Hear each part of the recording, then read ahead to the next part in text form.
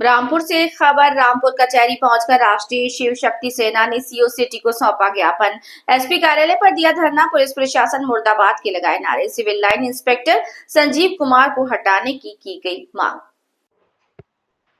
रामपुर में कचहरी परिसर पहुंचकर राष्ट्रीय शिव शक्ति सेना के पदाधिकारियों ने पुलिस अधीक्षक कार्यालय पर धरना प्रदर्शन कर और सीओ सिटी कार्यालय में पहुंचकर प्रार्थना पत्र दिया। योगी सरकार में हिंदू संगठनों को न्याय नहीं मिल रहा। संजय गुप्ता ने पुलिस कार्यवाही पर आरोप लगाया कि थाना सिविल लाइन में 5 नामजद सहित 20 से 25 अज्ञात लोगों के खिलाफ मुकदमा पंजीकृत किया। इसके बावजूद civil line inspector Sanjeev Kumar मुलजिम पकड़ने में नाकाम साबित हो रहे हैं। वहीं राष्ट्रीय शिव शक्ति सेना के अध्यक्ष संजय गुप्ता ने कहा कि मुकदमा लिखे हुए आज 7 दिन हो गए। थाना सिविल लाइन पुलिस मुलजिमों की गिरफ्तारी नहीं कर रही। मुलजिम खुलेआम घूम रहे हैं, उनको अपनी जान का भी खतरा है। वहीं उन्होंने सीओ सिटी जितेंद्र कुमार से मिलकर बातचीत की है। वहीं सीओ सिटी जितेंद्र कुमार ने आश्वासन दिया कि ताबड़तोड़ मुलजिमों की गिरफ्तारी की जाएगी। जो लोग दोषी हैं उनके विरुद्ध कड़ी से कड़ी कार्यवाही की जाएगी। मामला बताएं। सोमवार को 10 तारीख को कातिलाना हमला हुआ मेरे पर। 30-35 लोग इकट्ठे होकर के कार्यालय में घुस गए, जिसमें मुझे जान से मारने की कोशिश की गई। जब मेरे कार्यकर्ताओं ने मुझे बचाने की कोशिश करी तो महिला कार्यकर्त्री नीलम सक्सेना, जो संगठन मंत्री हैं प्रदेश राष्ट्रीय की, उनको जान से मारने की कोशिश की गई।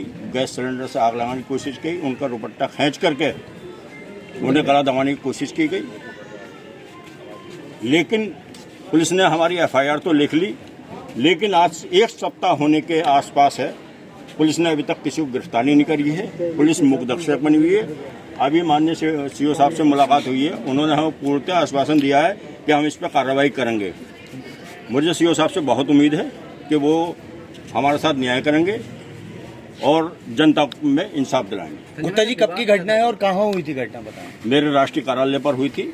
लवी नरसिंह होम सामने राष्ट्रीय कार्यालय राष्ट्रीय शिव शक्ति सेना का, वहीं पर घटना हुई थी, जिसमें कि लगभग ये लड़ाई कोई हिंदू लड़ाई नहीं थी। ये एक सोची समझी प्लानिंग थी।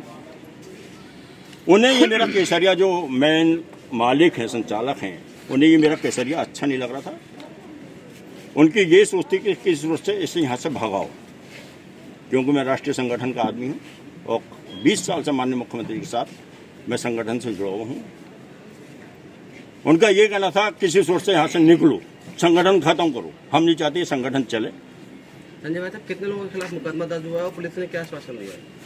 लगभग 5-6 लोगों के खिलाफ नामजद मुकदमा कायम हुआ है और लगभग 30-35 लोग जो थे वो अज्ञात थे, जिन्हें मैं मौके पर नहीं देख पाया, इतना समय नहीं था जो देख पाते। 5-6 लोग कौन है वो? उसमें मुनीर खां हैं, राजीव गुप्ता, अरविंद गुप्ता, उसका भाई, उसके पिताजी और शावेज। गिरफ्तारी किसी की नहीं हुई है, कोई अभी बरामदगी नहीं हुई है। आप सरकार का एक अहम हिस्सा है, लेकिन अभी तक इतना टाइम हो गया, आप बता रहे 1 हफ्ता हो गया, उसके बावजूद आपको इंसाफ नहीं मिला। आखिरी अगर इंसाफ नहीं मिला तो क्या आंदोलन करेगी शिवसेना? इसकी रणनीति बैठ के बनाएंगे कि क्या होता है। वैसे मुझे सीओ साहब पर पूरा भरोसा है कि वो न्याय दिलाएंगे। उन्होंने पूरा आश्वासन दिया है मुझे कि मैं इस पर कार्रवाई करूंगा ठोस तरीके से। अभी तक आपने यहाँ के विधायक या मंत्री जी से आपने मुलाकात करी इस विषय को लेकर? विधायक जी से मेरी मुलाकात हुई थी। विधायक जी ने भी मेरी, उन्हीं के कहने पर ये एफआईआर दर्ज हुई, लेकिन इसमें एक धारा काट दी गई, क्योंकि जो कार्यकर्ता को जान से मारने की कोशिश की, धारा 307 नहीं लगाई गई, उस धारा को हटा दिया गया। किसी का दुपट्टा यूं खींच के आग लगाओगे तो मारने की कोशिश, सिलेंडर से आग लगाने की कोशिश करो तो मारने की ही तो साजिश है। आपने अभी तक शासन में लिखा किसी को पत्र? शासन में हमने मानवाधिकार, क्योंकि हमने अभी किसी को लेटर नहीं लिखा था कि हमें आश्वासन दिया जा रहा है तो हमें समय दो, हम गिरफ्तार करेंगे। जो डीवीआर, जो एक मतलब चश्मदीद गवाह होता है, कंप्यूटर कैमरे, उसका डीवीआर ले गए, लैपटॉप ले गए, पैसा ले गए, सिलेंडर ले गए। उसका अफसोस नहीं है। मैंने इंस्पेक्टर साहब से कहा था मेरा डीवीआर दिलवा दो, जिसमें वो लोग मौजूद हैं। इंस्पेक्टर साहब बोले नया खरीद लो, वो बरामद नहीं हो सकता।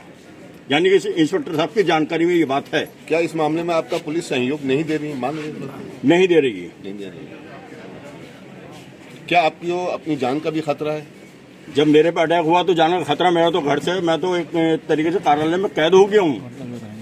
सुरक्षा की दृष्टि से मुझे गेट बंद रखना पड़ता है कि पता नहीं कब लोग अटैक कर दें। प्रशासन उनसे मिली भगत चल रही है। इंस्पेक्टर साहब पूरी तरह से उनसे मिले हुए हैं। कोई अस्पताल में भर्ती है क्या?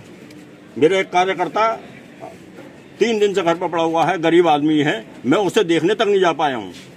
उसका अपेंडिक्स का ऑपरेशन हुआ था, उसके पेट में लाते लाते घूसे मारे गए। क्या अल्टीमेटम है पुलिस प्रशासन को अगर कार्रवाई नहीं होती है तो? नहीं होती है तो देखेंगे सड़कों पर उतरेंगे राष्ट्रीय शिव शक्ति सेना कार्यकर्ता।